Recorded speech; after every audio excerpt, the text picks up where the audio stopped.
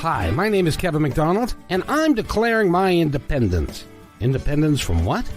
Why, negative thoughts and energy, of course. Chief among them, hate, division, and fear. You see, I know that we're all one, and together we can solve any problem, save our planet and each other. Please, join me as we come together as one and choose a better way to be. So now, let's begin with my independence report.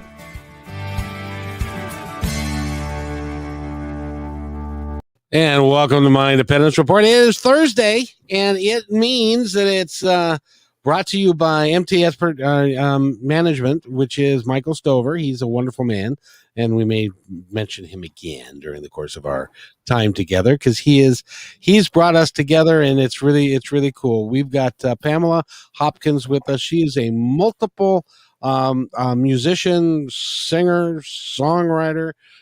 She does all kinds of stuff, and she's going to work in a couple hours as a pianist in a bar, and so she's just awesome. So welcome to the podcast. How are you today? I'm great. How are you doing, Kevin? I'm doing awesome. Thank you. I'm so happy that we could have this time together because we've got a couple of songs lined up that we're going to play for you, and they're your, how you say it, your latest releases. Yes. And it'll be fun. We get to talk about that. We get to talk about you and your passion. Now, this goes back. Your career started all the way back in 2015. Am I correct in that? So the dueling piano bar career started. I started doing stuff like part-time, kind of 2013, going into 14, and then went full-time. But as a solo artist, probably 2018. Solo artist, but yeah, right. Musician started about 2013, 2014, right around there. Is piano your number one instrument? Yes, it is now. I started off on the cello back when I was a kid. I did that for 10 years and went to college on that scholarship along with choir, and played a little bit of piano growing up, but really learned how to do it more probably about 8.5 years ago, and really got into doing that. And that's what my full-time job is I'm a dueling piano player outside of my solo career. So, yep. Now, explain exactly, because there are some folks who maybe not go to a bar that has dueling pianos. What exactly does a dueling piano bar do? So there are two piano players at a time on stage, and basically we take requests, top 40 songs from like the 50s to today, and we try to do an interactive show with a little bit of comedy and as well as, and all of it's unscripted. It's all, improv. But we take requests on like the top songs, and then we basically, get you to sing along with them, clap along. We do funny bits. We celebrate birthdays and anniversaries and divorces and whatever you come to have a good time for. So our job is to throw the party. That's what we do, is we throw the party, and everybody, if you're into singing along at the top of your lungs to, living on a prayer, then that's a place for you, and that's kind of how it goes. I mean, it's fun. I've been doing it for almost 8 years, and it's been the best career that I've had. It's my third career, and it's the best one that I've had the most fun at. And I enjoy it so much. And I got into it because I loved going to piano bars. I was like, I can do that. It's been a lot of hard work, but yeah, I'm doing it. So there you go. I just have to ask, how many times a night do you get somebody asking for you to play Piano Man? One or two minimum, generally. Now here's the thing, it goes in waves. So there will be, I'm at a piano bar, got to request Piano Man, or they request Don't Stop Believing. That's probably our most requested song. Don't Start Believing, Sweet Caroline, Brown Eyed Girl, Piano Man. But lately, a lot of people have been requesting Piano Man. So I play harmonica on that song as well. Yeah. So I'm a multi-instrumentalist. So yeah, that one comes up right now. It's coming up, but we may go a month and not have anybody request it, which is kind of weird because we are in a piano bar. So I've often wondered, because I worked in a place that we had a pianist, and he could go for 4 or 5 hours and not have to look at any sheet music at all. And he had, how many songs do you have stuck in your head to be able to do this all the time? Probably at least 1,000 at any given time. And then I can read a lot more, but not all of the songs that are up here that I know people ask for. So sometimes they kind of go by the wayside. I forget.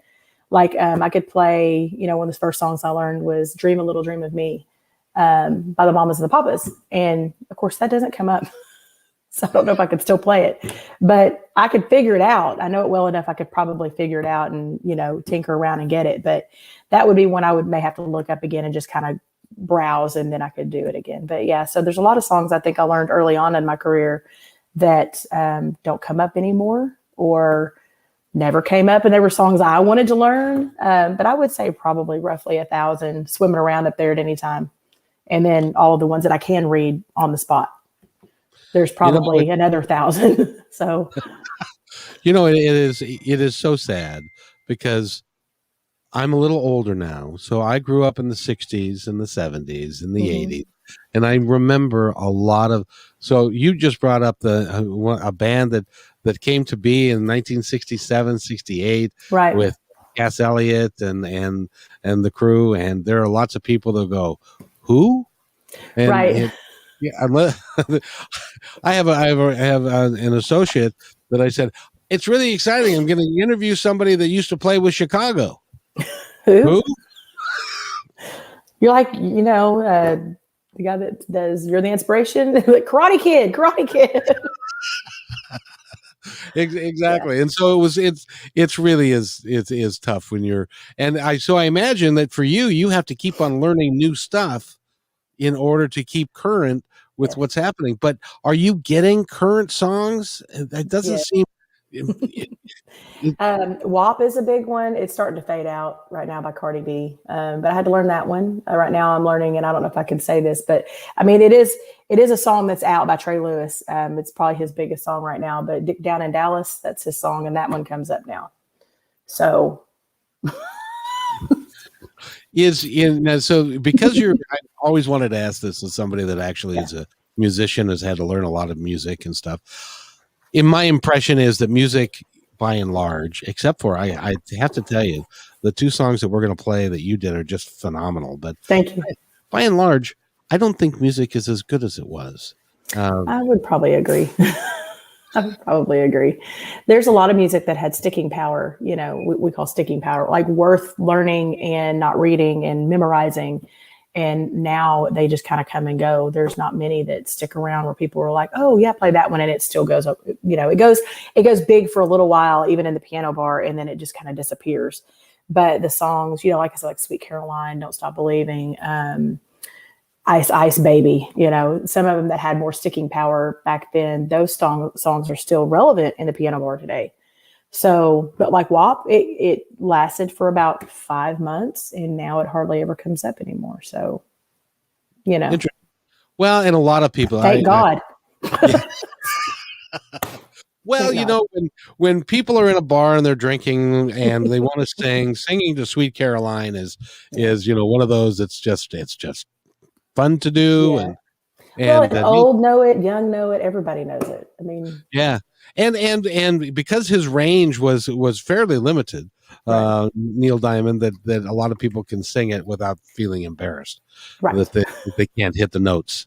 Now, do you get much from like Elton John because it's a piano bar? Do you get a lot from him? Benny and the Jets. His three biggest songs that we get is Benny and the Jets, Rocket Man, and Tiny Dancer. So that's the biggest ones we get that people want. Benny and the Jets is the biggest probably sing-along one that we do, but everybody loves the other two as well, but we just got to place them correctly in the night because they're slow. So it's all about, we say it's all about pacing. So we can't play slow songs, so because people would leave, so we have to very well pace the show to the best way we know how to keep the audience there and partying and having a good time. And then when they're tuckered out, we slow it down and then we bring it back up. So like I said, we're the party throwers. Yeah, exactly. That must be the funnest career. I love it. It's fun. And I've gotten to travel all over the world doing it. So, and it has allowed me to afford to put my own music out. I've been offered, basically given a career where I'm honing in my performance skills and my musical skills and my singing skills every week, 3-4 nights a week. I'm able to harness that where other people didn't get that stage time. I'm getting it and getting paid well for it. And like I said, I've been all over the world doing it. So I've got to travel. It's great. Singing 4 or 5 days a week, how does your voice hold out? I've had some vocal issues in the past where I had to go on vocal rest because I had a hemorrhage in my vocal cords. So I go see a vocal doctor, specialist at ENT that strobes my vocal cords about every 6 months, and they make sure that they're healthy. So it's easy to, when you're singing that much, to strain and to fall into bad habits. And so I have to really watch not falling into those bad habits because I'm a power singer. And so she has to remind me, her name's Jill. She's like, you have to remember you're singing all these hits that were all these power songs. And that's why they're hits, and you're singing them 3 hours a night plus 3-4 nights a week. You're doing more on your vocal cords than a professional singer does, that's touring. You look at somebody like Luke Combs or somebody like that. They're doing an 1.5-hour concert. They might do it 4 nights a week and take 3 off or 5 nights, but they're only singing an hour to an 1.5 hours, in their part. I'm singing 3+ hours at a time. And then sometimes I take outside gigs as well for my solo stuff. So it's a lot of warming up, cooling down, and trying to take care of the amount of water that I take into my body and keeping hydrated and not singing sick. So, well, when your pipes are your paycheck, basically, right, pretty much. You have to really take care of. A gentleman comes to mind that didn't do that, and that would be Meatloaf. Right. I don't know if you know what happened to him, but he killed his vocal cords at one point because he was singing 3 hours at a time, but he was not taking. He had no training and wasn't taking care of himself. So right. I want to say that there was. I'm trying to think of who the artist is right now that's on 3 weeks of vocal rest and had to cancel concerts like recently, like I'm talking about like this week. And I just read it. And I can't remember who it is, but it's a major artist who's been touring, or starting to tour again. And his doctor said 3 weeks, no talking. Wow. no talking for 3 weeks. Yeah, you can't do it. Like it's crazy. Like my family would make fun of me. They'd flap their arms around because I was like. It's a great way to learn sign language. Yeah, well, I know it. They don't. So. Yeah. Well, you try to get somebody's attention. You're like,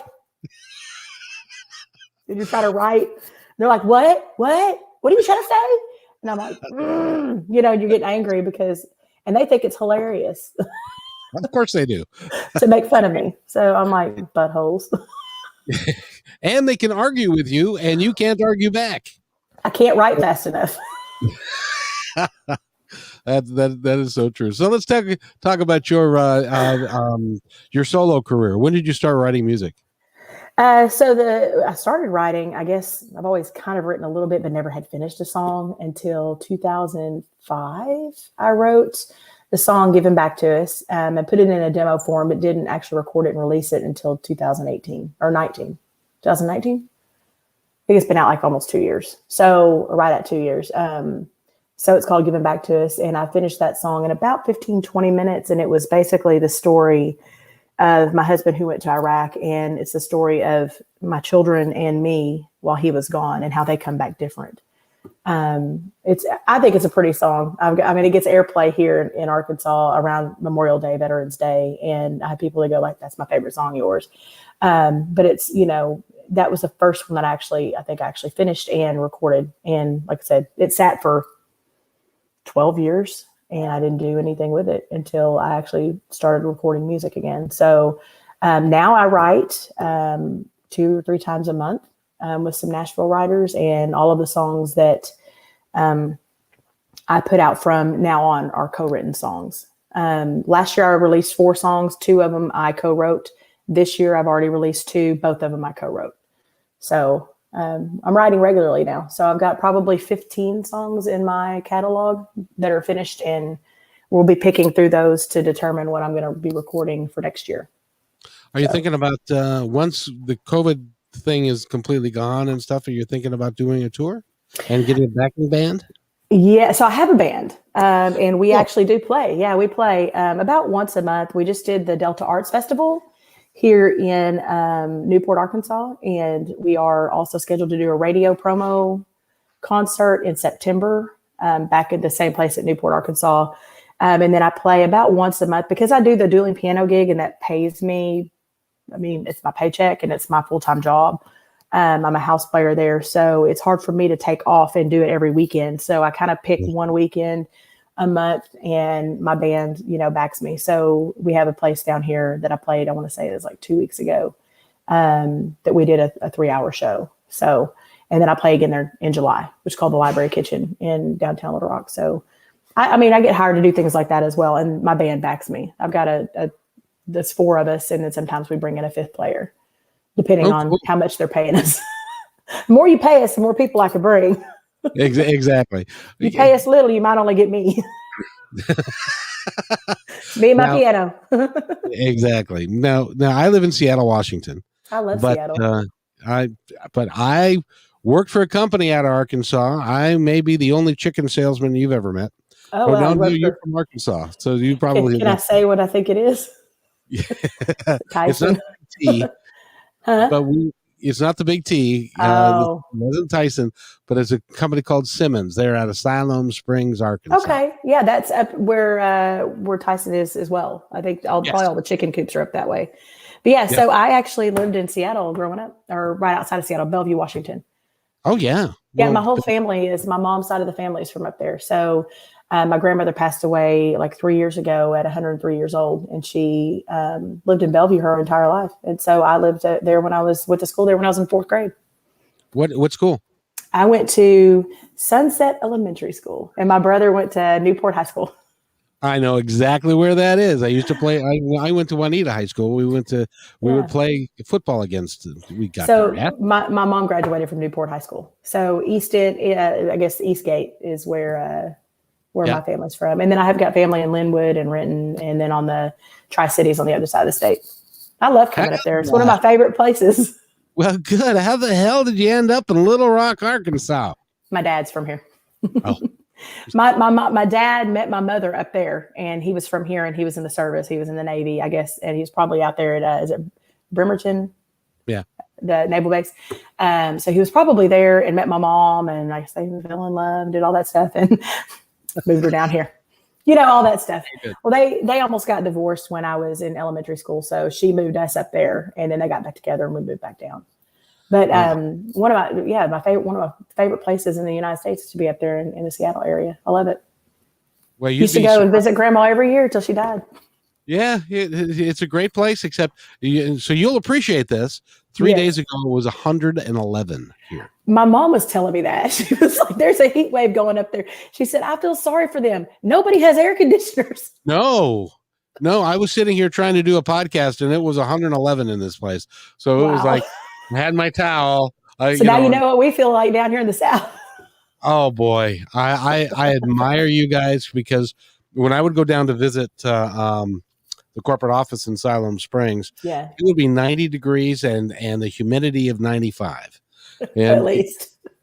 So it was like you walk into the facility and you dry out, then you go walk out. By the time you get to your car, you're soaked in sweat again. Right. You have to keep the car running so your air conditioner doesn't shut off.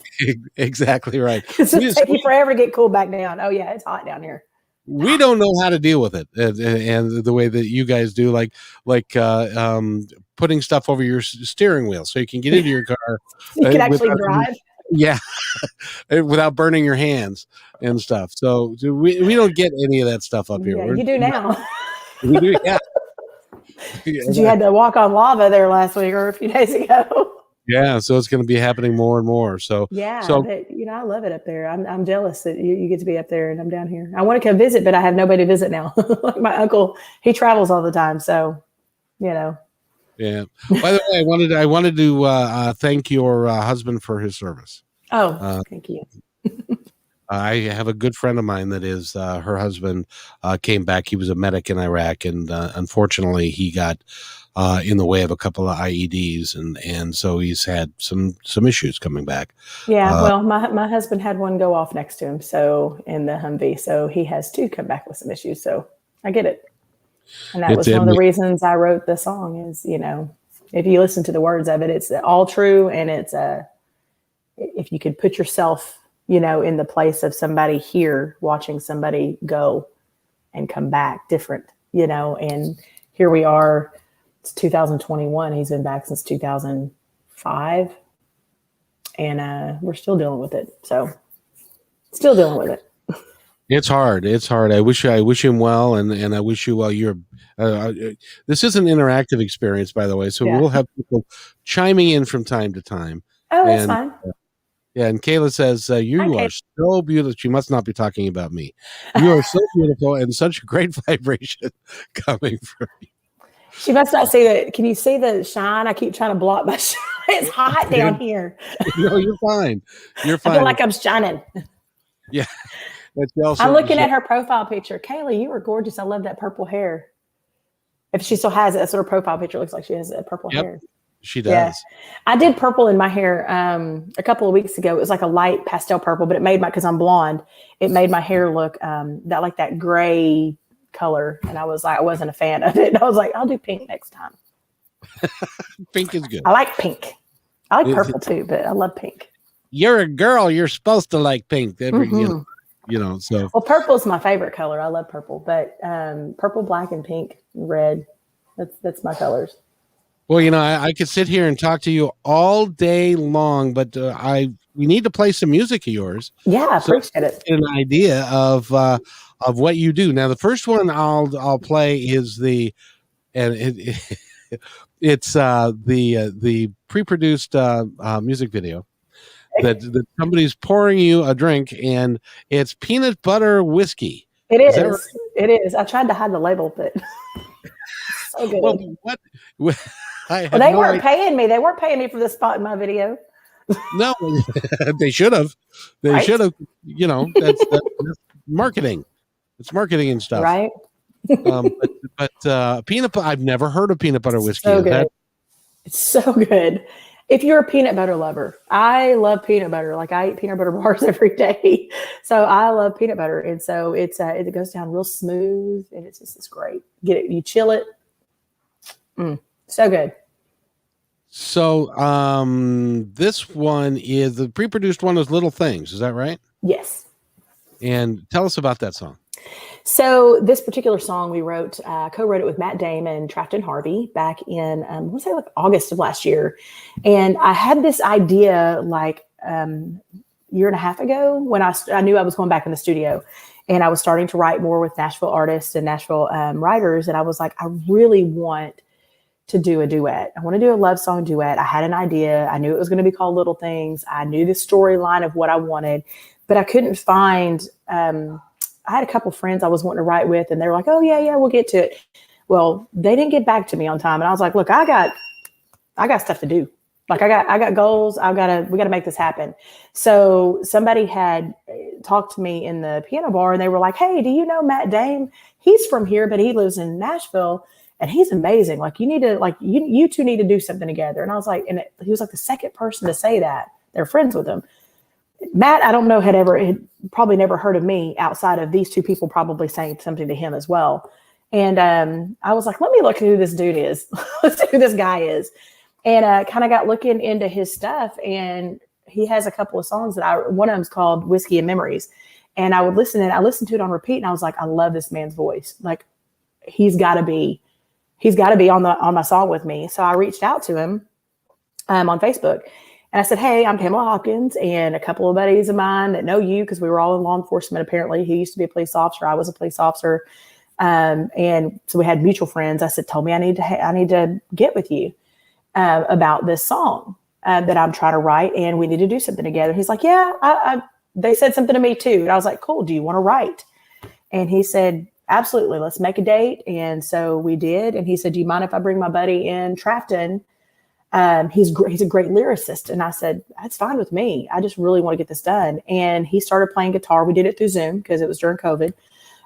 Did it through Zoom, and he started playing guitar. And I said, well, here's the words I came up with on my side, but I can't say what little things a man likes about their wife or somebody that's a long-term relationship at the time. So I can only speak on one side of the relationship, what have you, whatever combination that is. I can only talk one side.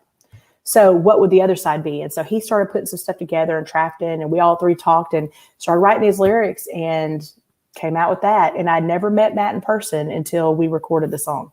So I record outside of Nashville, Tennessee at a place called Off the Row Studio. It's in Franklin.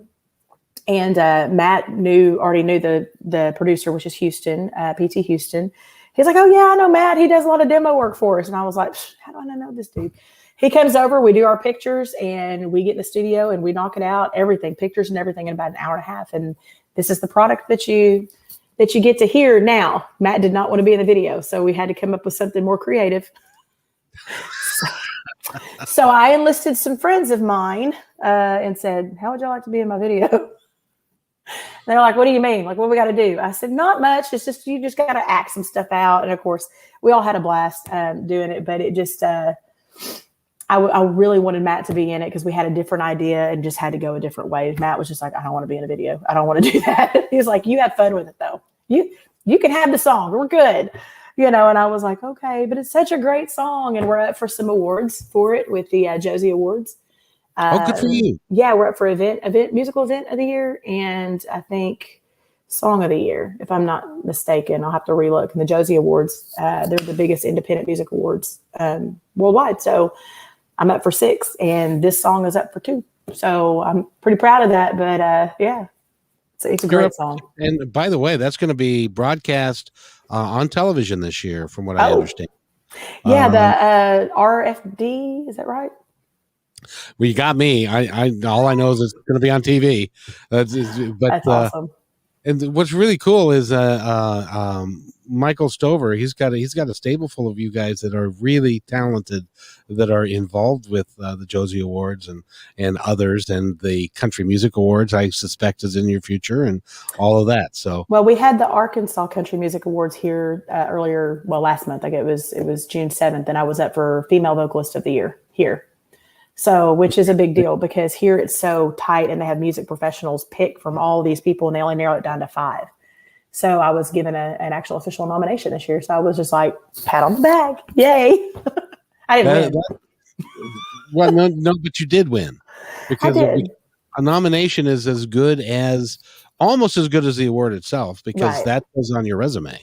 Well, and being recognized when it's not what I've noticed with this particular award that we do here in Arkansas, that's different from some of the other ones. It doesn't go like, okay, everybody throw their hat in and we're going to let the fans vote first.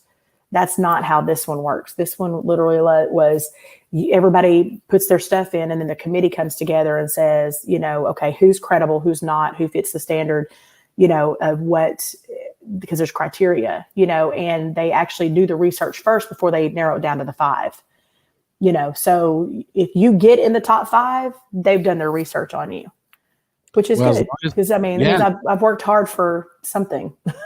Exactly. As long as it doesn't turn into a political shitfest, which I can imagine happens from time to time.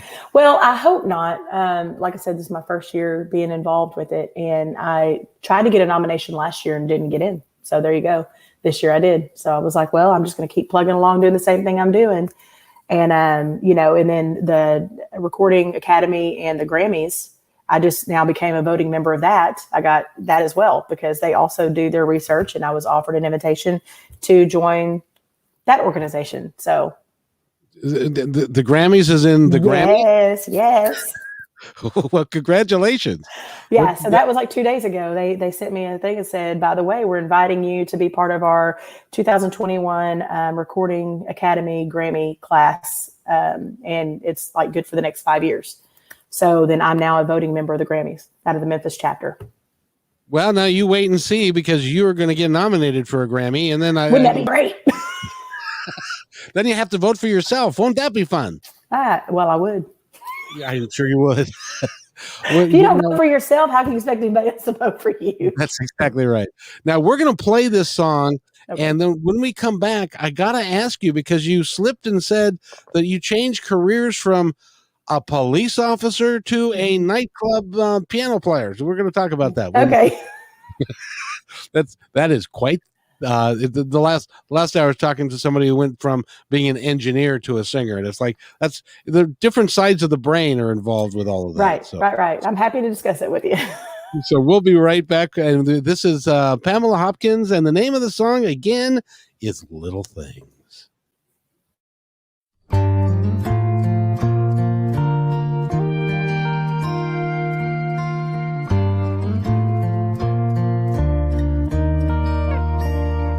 You know when to get close and when to stay away.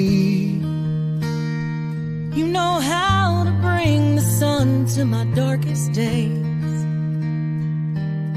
You know just what turns me off and just what turns me on.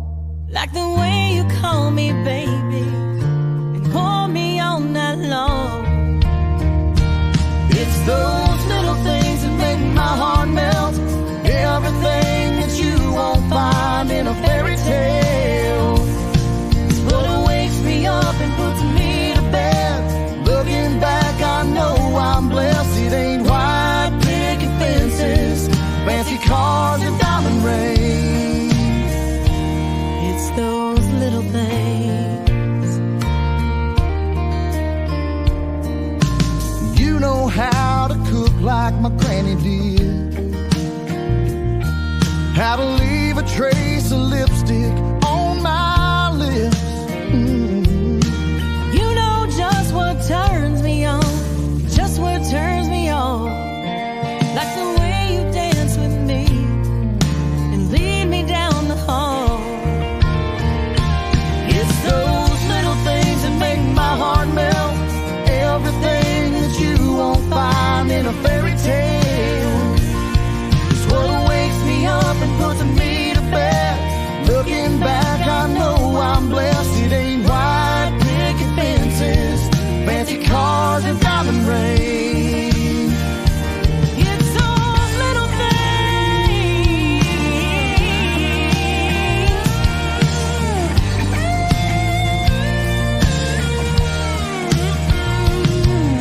The dimples in your cheek, The softness of your skin still feel like those crazy kids. like where it all began. It's those little things that make my heart melt. Everything that you won't find in a fairy tale. It's what wakes me up and puts me to bed. Looking back, I know I'm blessed. It ain't white picket fences, fancy cars and diamond rings. It's those little things. Oh, I love those little things.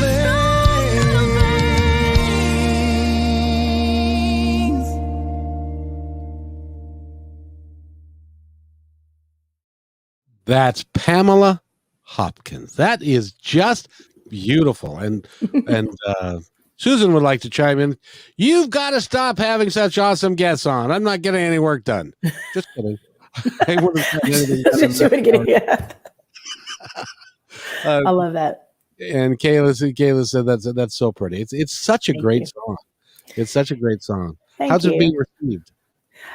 So it went number 1 on the Australian indie charts, and I think it got up to like number 2 or 3 in the UK on the indie charts. Of course, you know, here the big machine, you can't get past it unless you're on a major label. But we're trying. I mean, it's everybody who hears it loves it. Nobody's ever given me any bad feedback on it. So, I think it's going well. I've already had somebody use it for a wedding. So there you go. There is no higher praise than that. They're like, we got to use it for our wedding. We have to use it for our wedding. And I was like, good, please do. Do we need to pay you for it? Nope.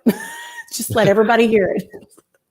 Since you brought it up, now would be an appropriate time for me to make my little speech, Sure. which is go to her website. By the way, what's your website? It's PamelaHopkinsMusic.com. Go there Very easy. and buy the music there. Yes. Or buy it from Amazon. There you Buy go. the CD. Buy, not download, not pirate. These people work hard for their money, and they deserve to get paid for the creative juices that they're bringing to all of us. Because there are people, Pamela, there are people that are going to be sitting in their car that are going to be listening to that song, singing at the top of their lungs about the lover that they have in their life. Right. And you are impacting people in a really, really positive way. And the cool thing is you'll never meet them. I know. I'd love to meet them all, though. I love people. So Yes, which I do. which, I'm such a people person. which brings me to how in the world did you become a police officer? So, long story short, I got out of college 97, long time ago. I'm an older person. And I got out of college in 97. My husband had just become a police officer the year before, and we weren't married as of yet when I graduated college. So I graduated college in May, we got married in August, and I started looking for a job and could not find one that paid very well. And I was like, well, he does that. I'm kind of interested in that. My degree was in psychology. And so I applied for the police department that was next to the city where he worked, he worked for Sherwood, Arkansas. I worked for Jacksonville, and they hired me. And it paid a whole like $9.75 an hour. Holy crap! Really? Right. A lot of money. But it was better than minimum wage was like $5. So, I was like, woohoo, but I was like, this is crap. I was making like 19,000 a year. But like I said, coming out of college with a psychology degree, I didn't feel like going back to college at the time to get my master's in counseling. And I was school burnout because I went straight from high school into college, did it in 4 years, didn't take any extra time, went to summer school to get, busted my tail to get out of school because I was just ready to go. Tried the music thing a little before I met my husband in college, and it just wasn't my thing at the time. It wasn't my time. So, like I said, decided to just hurry up and get out of school. Did that, and I transferred from Jacksonville Police Department to Sherwood Police Department, where my husband worked, and did it for a total of 13 years. And during that 13 years, 9 of those years I spent in the school as a resource officer and DARE officer, and held some pretty high positions with our DARE organization here in the state, and trained a lot of officers on how to teach the DARE program. And we had another program called Smart Choices, Better Chances, and we would go into the schools and teach those. Got promoted, went back out on the street, and my children were little at the time, and I never got to see them anymore because they put me on the 2 in the afternoon to 10:30 shift and never saw my kids. And they were like, finally we were like, Mom, we miss you. Like, don't go to work. Please don't go to work. And I was like, I have to go to work. I'm a supervisor. I can't not go, and worked the weekends and everything. So my days off were like Monday, Tuesday, or Sunday, Monday. So I might have one day a week with them. And decided at that point in time, asked my husband, do you mind if I go back to grad school and get my degree in education? And he said, that's fine. Applied for grad school, got in, and did 2 years of grad school. And I actually was a teacher for 5 years. So, and then went into music. So. Wow. Yeah. So I have a degree. I have a degree in teaching, a master's in teaching. Well, congratulations, because you've done so much, but this is your passion. This has always been my passion. And the problem is back in the day when I knew I could sing, I didn't know how to accompany myself very well, and or at all, because I wasn't great at the piano. There's not many people that sing and play cello. So I was kind of like, what do I do?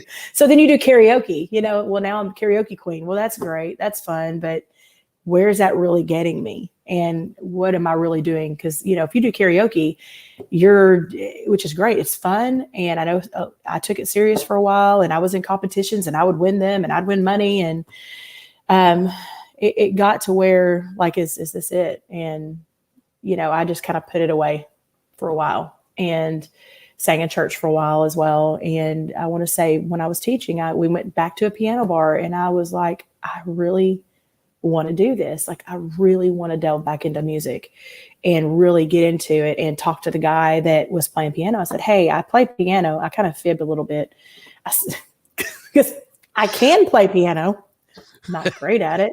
And I got up and sang, and he was like, well, you got a great voice. And I was like, well, thank you.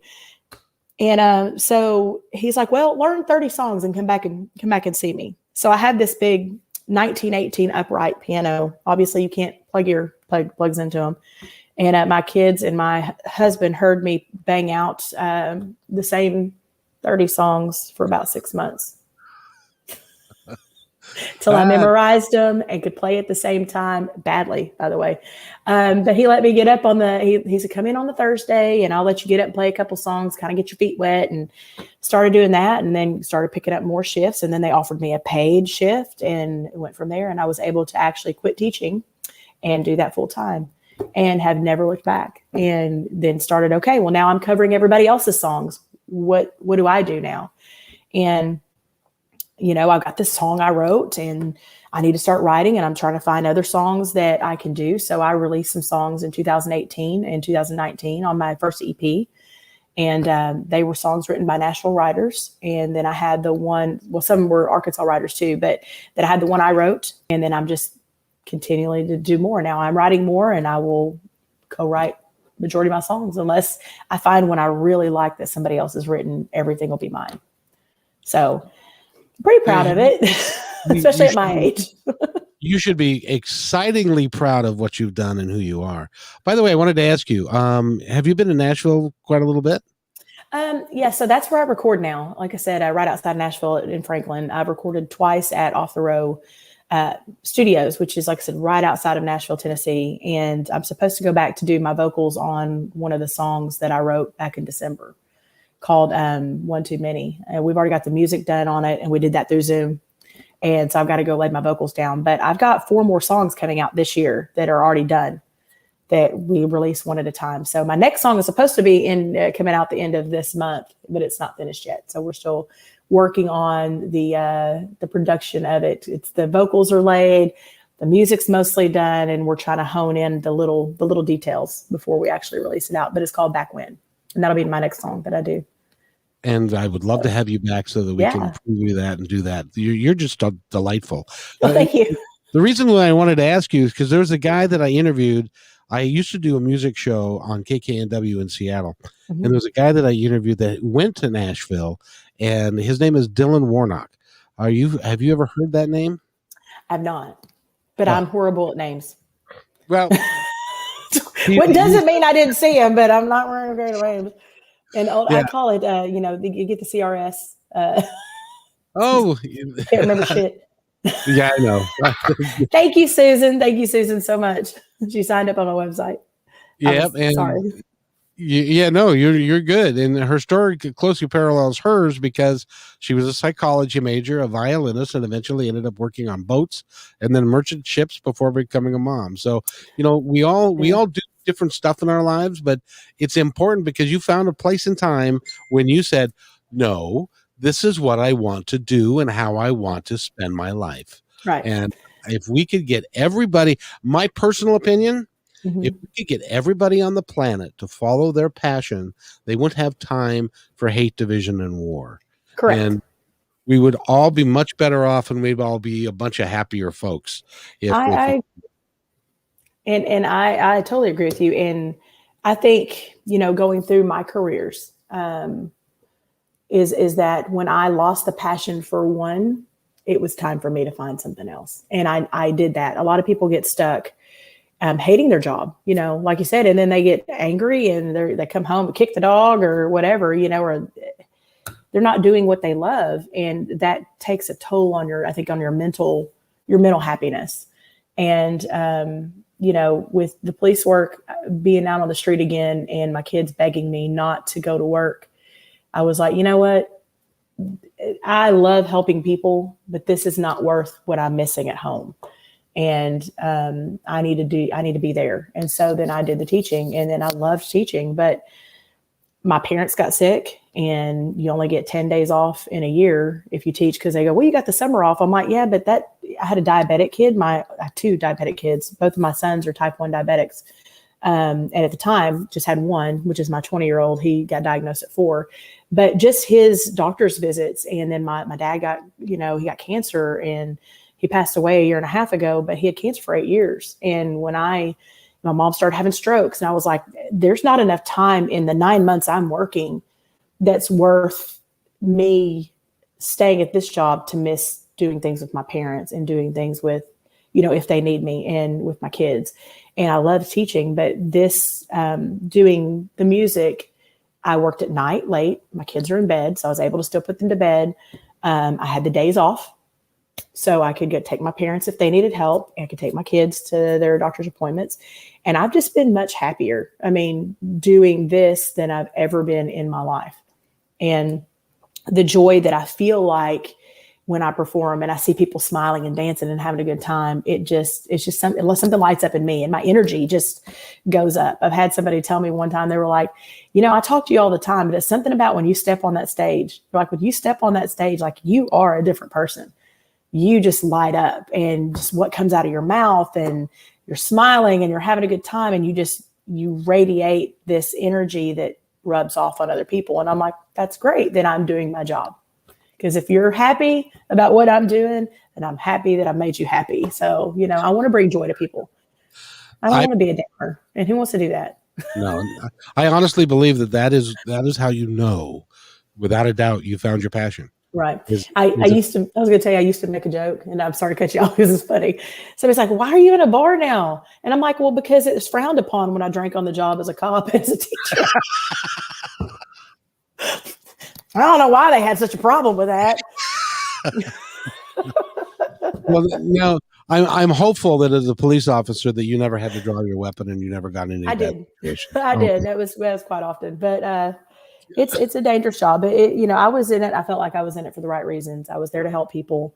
With that job, it takes a toll on your outlook on life, because when you're constantly going in every day and you're dealing with the worst, and you hate to say the worst in society, but that's what you're called to do.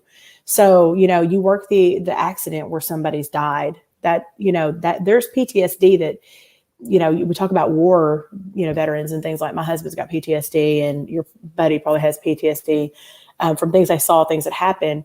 But police officers and even firefighters and EMT workers, they're out there every day looking at death and destruction and, people getting hurt, and they take that home and it doesn't go away. It's in your dreams, to watch a child drown, and they're calling you and the parents going nuts. Well, I have children. So yeah, you are trying to keep it together because we're human and we don't just turn that off. But it does. What I think a lot of people don't understand is because they expect police officers to be superhuman. No, we are still human. We still have emotions. And, after a while, it does take a toll, on your mental state. And like for me, being in the schools was my happy place. I loved helping kids. I loved going in the classroom and teaching and, having that partnership and that relationship with the school and with these students in the school, that when I went back out on the street to work street patrol, it was fun. It was a lot of adrenaline, but then after a while, again, it just piles back on. I'm dealing with the drug user who's trying to break into somebody's house. I'm, dealing with the guy who's messed up on Sherm, who took, was trying to snatch a kid or a dog or, some crazy stuff. And you're like, what are you thinking? And it's just that part you deal with 8 hours a day. And then you're dealing with the accident on top of it, or the kid that drowns, or the teenager who overdoses. And you're having to do that and be that person 8 hours a day. And then you take it home and people expect, no, you can just turn it off. No, you can't. So I'm sure that I have a lot of PTSD. I just choose, I've kind of tried to leave that in the past, and I try to be happy now. So whatever I need to do to be happy. And then I know people rag on cops, and I'm like, my brother's still a police officer. My husband just retired back in 2017. And, it's an honorable, I think, career choice for the people who do it for the right reasons. But it is a hard thing to do. And I think a lot of people don't understand that, especially in the bigger cities when you're dealing with a lot of the element that people don't want to deal with, They deal with the 5% of the population over and over, right, over again, right. And then the media just says different stuff, and you're like, I was before I did this, I was a Metro bus driver in Seattle for 12 years, and so I've had instances where policemen saved my life. Right. And I needed to have them there when they got there, and they did a phenomenal job. As a matter of fact, in the interview I did before this one, there's an artist by the name of Matt Weston, and he has a song out called "The Thin Blue Line," and it is a. You've obviously heard it then. I haven't actually listened to it, but I saw the advertising for it. I actually need to go and listen to it, but I did see it. Like, is he one of Michael's people too? Yeah. Okay. Yes. Then I have seen it. I just haven't listened to it yet, or I started to and got distracted. My ADHD is off the chart. So it's a great tribute. Like squirrel. I mean, I call my band the Squirrel Train. I'm like Pamela Hopkins in the Squirrel Train band. Let's play this. What were we playing? Yeah, I have to tell you, you're just delightful. But let's talk about before I run out of time, because I want to keep an hour so that and honor your time. But because I could talk to you for hours. But tell us about giving a damn. Giving a damn. Don't go with my outfit. So yeah. This one, I live in a small town here. So I grew up in Little Rock. Like I said, most of my life, moved up to Seattle area for a while and came back down. And then when my kids were little, we moved to a little small town called Bologna, Arkansas. And I've lived here since 2006. When did our kids to go to a smaller school and one that had full-time nurses, which in the big cities, they don't. The nurses, skip around the schools. The reason being is because my son was diabetic. And so he needed somebody there to help take care of him. But so we moved out here and it's just a small town. And I kind of prided myself of not knowing anybody here. And because I just know how small towns work. They're all in your business. And I just didn't want people to know until, my kids started having friends and I get to know their parents. But I try to stay in my lane and stay in my house. I don't want to know. Anyway, so I started writing with a guy named Dave Linehan and Melissa Lee. And it was our first Zoom call back in, I want to say it was late September, I can't remember. I was writing a lot in August, September, October, and recorded at the end of October. And we were talking, and I had an Amazon package come in, or Amazon, it was a package from somewhere I ordered. And I was like, guys. And they were like, what? And I was like, you got to see my new shirt I got. And I was like, and I held it up. And Dave started just chuckling. Now I write with Dave about every other week. Him and I write twice a month together, sometimes 3 times a month, depending on how our weeks run. And I was like, you have got to look at this shirt. And of course, it's the first time he's ever laid eyes on me. Like this is the first 5 minutes we've met. And the shirt says, given an F doesn't go with my outfit. And I was like, I know you don't know me, but if you knew, this is me. Like, I don't give a damn what you think about me, because I'm gonna do my thing and I'll stay in my lane. I don't care how you make your money. Don't care about how I make mine. This is how it's gonna go. And he said, and I said, we should totally write that song. And he was like, we should write that song. And so we finished the project we were on, which was Back When, which is my next song coming out. And the next time we got together 2 weeks later, he said, so what are we writing? And I was like, well, we talked about writing that song, giving don't go my outfit. And he's like, yeah, let's change the word to damn. I was like, please, can I use the F word? And he was like, do you want it to play on radio or not? And I said, yeah. He goes, you gotta say damn. I said, okay. So we wrote the song and it starts off with small town people talking. And because he's like, how do you want to start it? And I'm like, well, you know what? I'm in a small town and let's just talk about these people. Small town people talking. I'm not sure what they're saying because I don't care. Don't care. I know they're talking about me. I don't give a damn. So that's kind of where the whole thing came from. So if you watch the video that just came out last week, it's been out 1 week. We're almost at 5,000 views on it, which I'm pretty proud of. As an indie artist, that's great. It hit 3,300 in the first 24 hours. So I was pretty proud of that because usually it takes forever to get that many. Yes, it does. It takes a while. Yeah. So I was, I think we're up to almost 5,000 as of when I looked at it a little bit ago. So check out the video too. It's on my Vivo channel. It's Pamela Hopkins Vivo, all one word. If you go to YouTube, that's on there. But yeah, now there's a whole lot of pressure here because I put a little video together for you that I play behind the music. Uh-oh. So I'm hoping you like it. It's everything that Michael sent me. So that'll work. By the way, I've got a new name for you. You are now what I'm going to call you a country music star badass. Is what there you go. I love it. Because you are who you are, and let the rest of it be damned. Right. Well, and if you ever come to one of my concerts, and you might hear the F word instead of the D word, so you never know. That's perfectly. There is no. That is the most impactful word in the English language. So many uses for it. You can do good and bad. Exactly. Well, one of the interviews, I was going to tell you this real quick, and I didn't even play it, but one of the interviews I was in, she said it was like a speed test. She's like, okay, 10 speedy questions. Here we go. And one of her questions was, what is your favorite word? I said the F word. Next. She said, what'd you say? Let me slow it down for you. The F word. First word sounds like. Yeah. And I was like, the second F word is Friday. So I like that one too. But the first F word. Okay. This is Pamela Hopkins. And the name of the song again is Giving a Damn, Don't Go With My Outfit.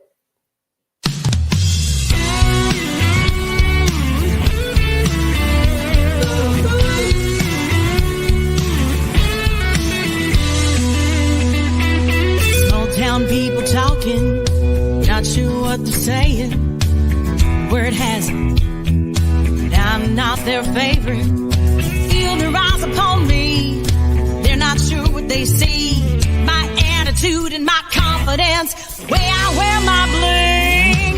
You don't like my hair or the way I wear my jeans. A little too tight, but it feels right, and I'm okay with me. I know who I am, and don't you ever doubt it. Think what you want, say what you will, 'cause giving a damn don't go with my outfit.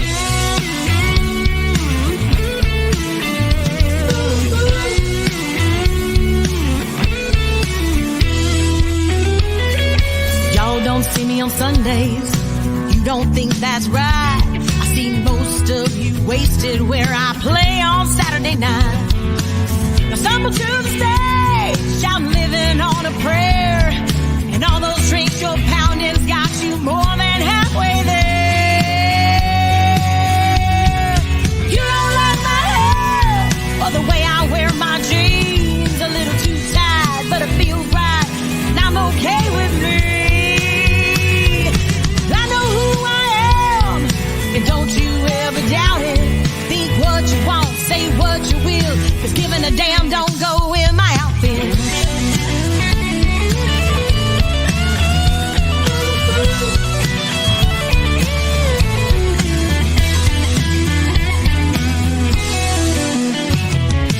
Only one judge matters, and I promise it's not you. You might want to pray a little harder the next time you're in that pew. You know what I mean? Yeah. You don't like my hair or the way I wear my jeans. A little too tight, but it feels right, and I'm okay with me. Well, I know who I am, so raise your hands and shout it. Think what you want, say what you will, 'cause giving a damn don't go with my outfit. And that is Pamela Hopkins. And I love the attitude. Yeah. But your I'm voice is, full of that.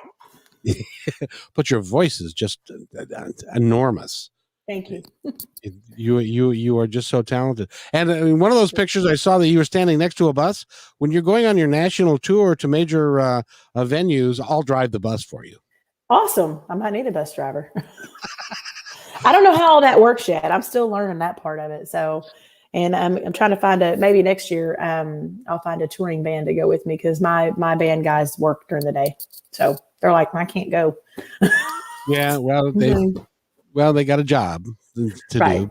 They still get to follow their passion and stuff. So. Right. Well, and I have a day job. I just, it's flexible. So Exactly. I do whatever. Pamela, I'm not going to take any more of your time. You've been awesome, but I want to allow you the opportunity to tell the audience anything that you would like them to know. First of all, start with your website again. Okay, so my website is www.pamelahopkinsmusic.com. I have lots of merch on there, especially if you liked the Giving a Damn, Don't Go With My Outfit. There's t-shirts, hats, tumblers, everything on there. And that's another way to support indie artists, is to buy their merch, because sometimes the albums and stuff don't, pay very much. So you can also buy the CD. Right. Well, streaming doesn't pay a whole lot, but you can also buy the physical CD. I have not put my new songs out on a CD yet, because I'm compiling them all at one time. But my EP is still out. You can actually purchase from my songs that were released within the last 2 years. Other than that, please follow my music, stream it, share it. If you see my videos on YouTube, please subscribe, like, and comment. That's the biggest thing, is liking and commenting, because that helps the algorithm show it to other people. And that's free for people to like and comment, on something you like. Give it a thumbs up and all that good stuff. And like I said, if you have somebody that loves country music, especially country rock, and they like that attitude type stuff, have them follow me, reach out to me, send me a message. I'll talk to you. I'll talk back to you. I don't have that many fans yet. It's just me. Oh, you will. I hope so. I'm working towards it. So, but the more from what I'm told, especially at my age, because I'm not the young 20-something-year-old woman, that I have to pretty much build my fan base myself, and it takes work and it takes time. So the more phone numbers and email addresses I can show that, hey, I've got people that if I came to their city, they would pay for a ticket to come see me, the better chance I have at pitching towards somebody to actually sponsor. So I'm sponsored by Gone Country Hats right now. They sponsor several of the artists, especially with MTS and Michael Stover. They help us out a little bit, but that's not a lot right now. So we need all the help we can get. So buying the merch, streaming, downloading, sharing, all that good stuff helps any of us. And that's pretty much the message I guess I have is thank you for watching and thank you for having me on. And please, follow me. Come cruise with me. I'm going to be on a cruise performing in November. Yeah. The Norwegian. Now I got to remember the name of it.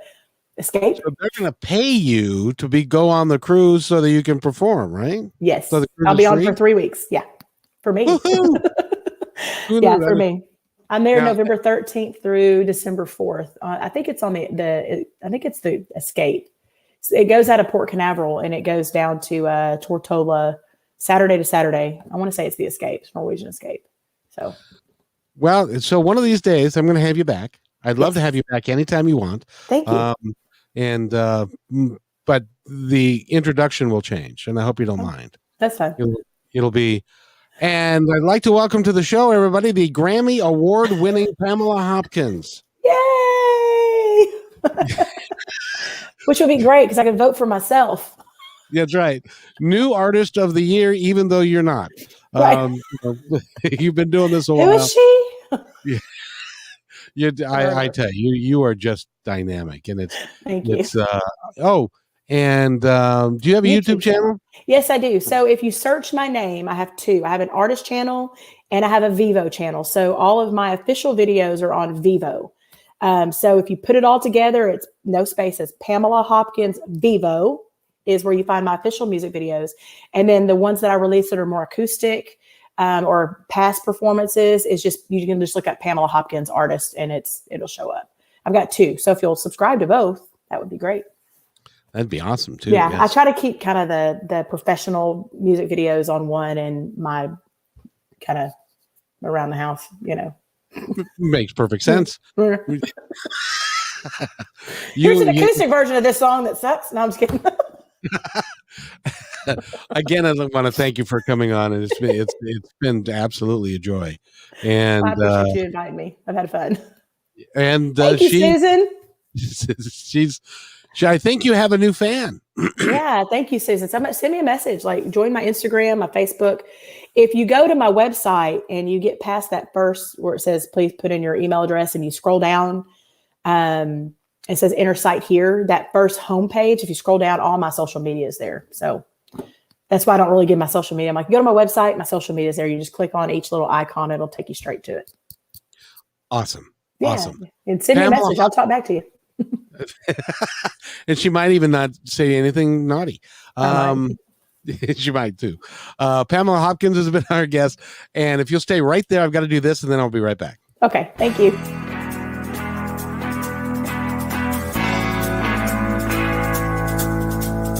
Hey, and thanks for listening to this episode all the way to the end. Hey, pretty cool. Hey, don't forget to follow us so you can receive regular updates and new posts. And remember, take care of each other because each other's all we've got. See you next time on My Independence Report.